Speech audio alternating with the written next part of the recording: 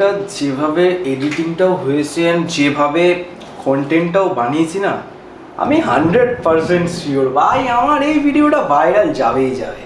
চলো এবার এক্সপোর্ট করি।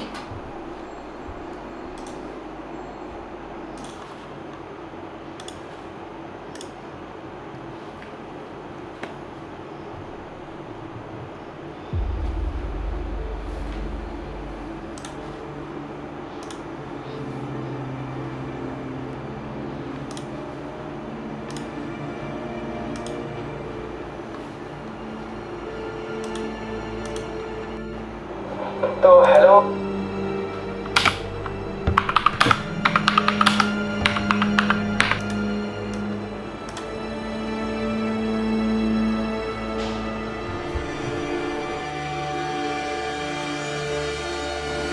চলো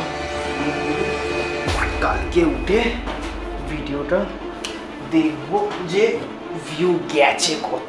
আমি জানি কালকে আমার ভিডিও 2 মিলিয়নের উপর চলে যাবে।